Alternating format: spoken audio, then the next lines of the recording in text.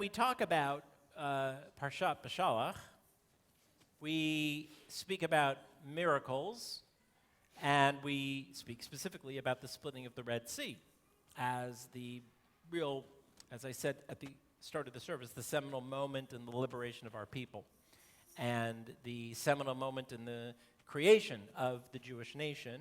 And sometimes I worry, since it happened such a long time ago, that we think about miracles and tend to think about big things, big moments of supernaturalism when something like a sea splits. Right? That's a pretty good miracle, by the way. And yeah, it's a few thousand years later, and we're still talking about it, so it must have been a pretty big deal. And so we have a whole Shabbat dedicated to it. We've got slides, and Cantor did great with all the music selection. And yet, I still don't know if we always understand or accept or see the miracles that we experience in our lives, because we're always looking for the big thing, the big supernatural shift, some tectonic plates moving, or some whirlwind of tornado-like activity, or something where we feel the finger of God. And so children always ask, how come God doesn't perform miracles anymore like God did in the Torah? And even some adults ask such a question, which is a fair question. How come God doesn't perform miracles anymore?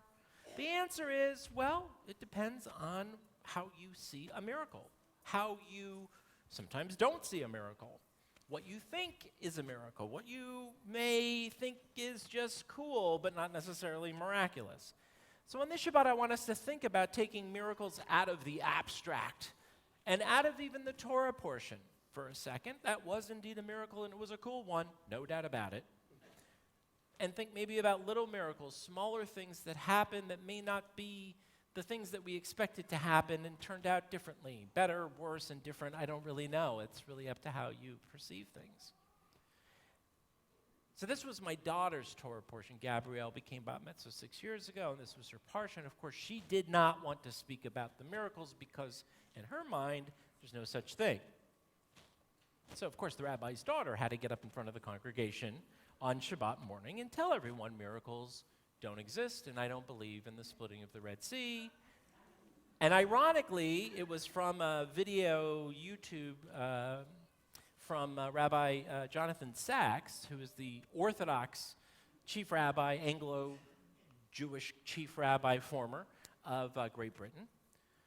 And he had a great scientific explanation for gale force winds. And if the winds at the Red Sea hit over 70 miles an hour, it would have caused the sands to stir, and the sands would have caused the sea to have, if it was a low tide. I'm not a meteorologist, but he basically gave a meteorological explanation for the miracle, and that sounded good to Gabrielle, so that's what she shared.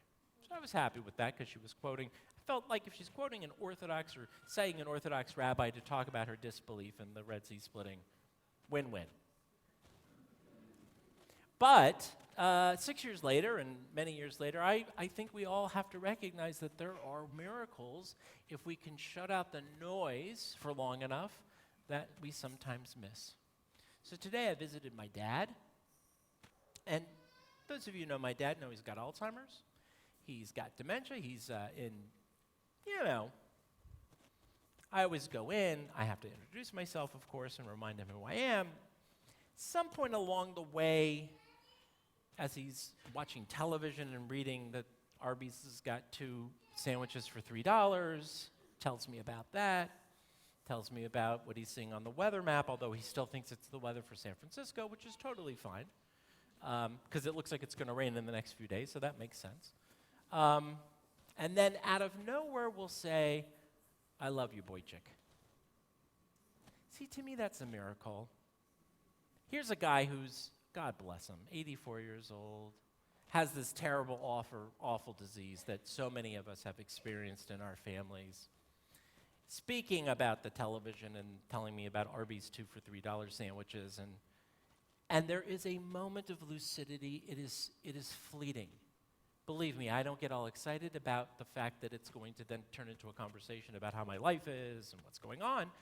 But there's that moment of, I love you, Boychik, that then goes right back into where he was before that. That isn't really supposed to happen when you have this physiological thing going on in your brain at the point that he's at. That's a miracle to me, right? Yes, it's deeply embedded in his brain. It's in the hard drive and the hardwiring somewhere. Oh, that's my son. I love my son. I'm going to tell him, but stay with me on this. Humor me a little bit. That's a miracle.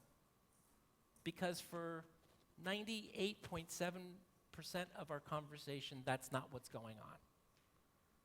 I share this with you because I think we have to really, this is going to sound so trite, count our miracles. I don't mean it to be trite. They happen all the time. We don't notice them. We have a lot of first world problems. We do. But let us feel lucky and blessed when they happen, because they can take an otherwise bad day and turn it into a good one. And they can take that energy of chaos and craziness that's out there and create some order for us. And most of all, they can remind us that the people that we love us back. So look for the miracles, please. I don't mean that in a preachy way. I'm not telling you what you got to do, but try to find them. Because I can tell you from personal experience today, it helps an awful lot when you do. Shabbat shalom.